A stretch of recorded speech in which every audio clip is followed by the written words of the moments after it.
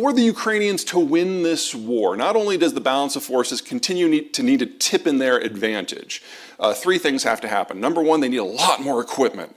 Now, obviously, the West is pushing on that as fast as it finds feasible. Everyone's going to have their own opinion about what weapon system and what time frame. And that's important. More important is that the Ukrainians get equipment that they can actually use quickly without additional training.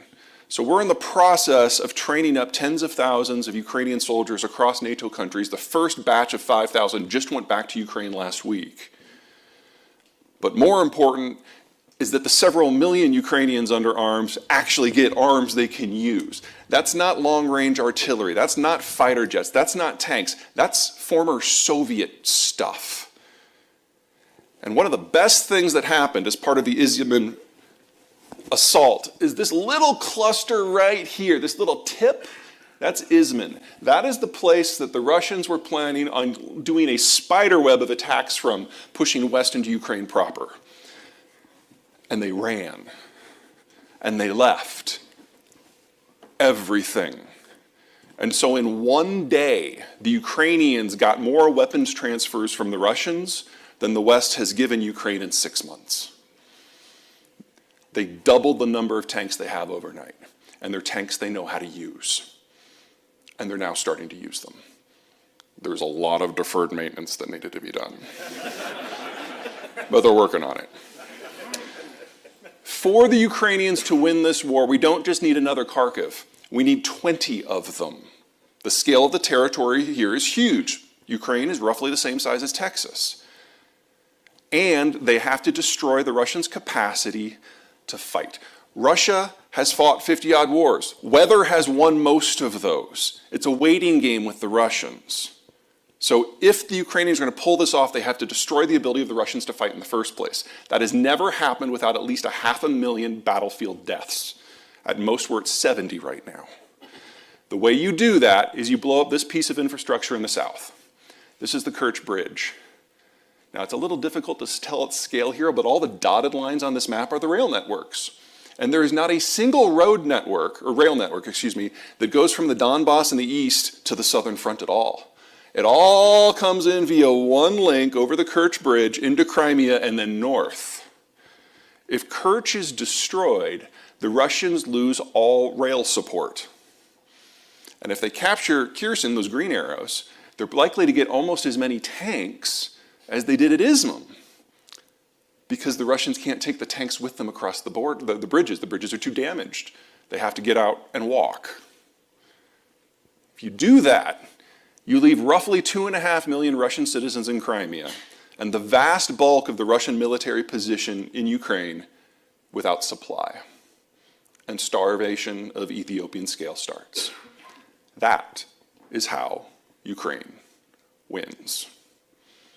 Balance of forces still favor the Russians here strongly, but we're getting surprised over and over and over and over again, which means that we shouldn't count on this being quick, we shouldn't count on this being decisive, and even if it is, that does mean the death of Russia as a state.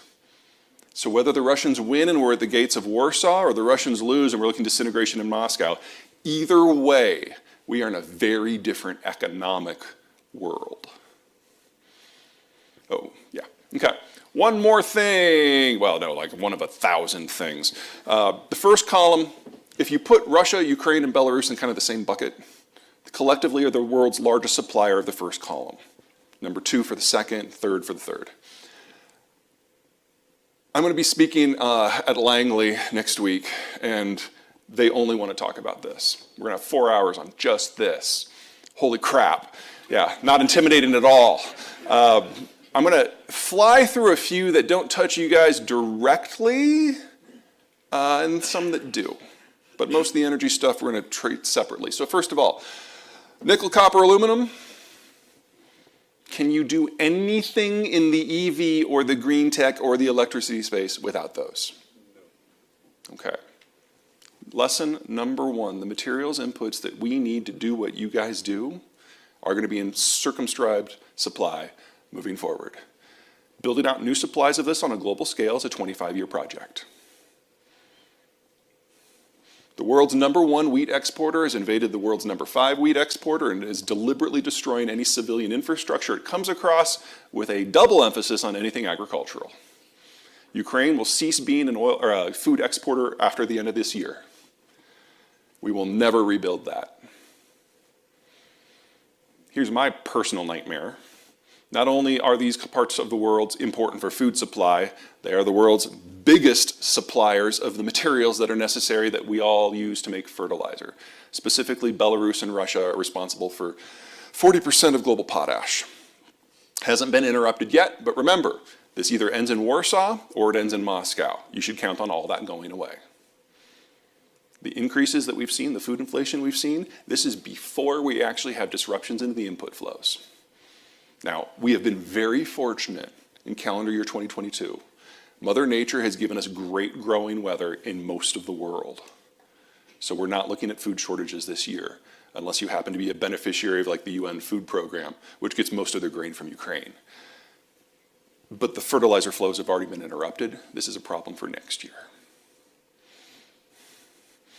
Neon. You guys all seen Star Wars, right? I mean, not like lightsabers, but Reagan. So in 1983, Reagan and Gorbachev met in Reykjavik, Iceland, and they almost got rid of all nuclear weapons. Good summit. But at the last second, Gorbachev said to Ronnie, this is all dependent, of course, on Star Wars going away. Because if you've got a missile shield and none of us have weapons, that's just not fair. And Reagan's like, oh, well, this has been a fun meeting, and he left. Gorbachev went back to Moscow convinced that Star Wars and things like it were the future of great power competition. So he gave the orders to start building out the supply chains that would be necessary to build a constellation of giant space lasers. Neon is used to focus the apertures of the lasers. So the Soviet Union built out a neon supply system. The Soviet Union collapsed a few years later. They never got the satellites up, but the neon system was already there now. Well, neon is produced in a two-part process. Step 1, you start with a steel foundry, which has something called an air separation unit, where they pull out the atmosphere and separate it into oxygen, nitrogen, and everything else. And use the first 2 canisters to blow into the foundry system to get the right temperature gradient that you're after. That 3rd canister is then sent to a more advanced separate facility, where they separate out the argon and the helium and the neon. The first phase facilities are all in steel foundries in southern Russia, which are now shutting down because of sanctions. The second phase happens in 2 places, 2. One is Odessa, which hasn't had electricity for 4 months, and the other one is in Mariupol, which has since been leveled. That is 80% of global neon gone. Today, we don't use neon for space lasers. We use them for the lasers that etch semiconductors. And we have lost 80% of global supply.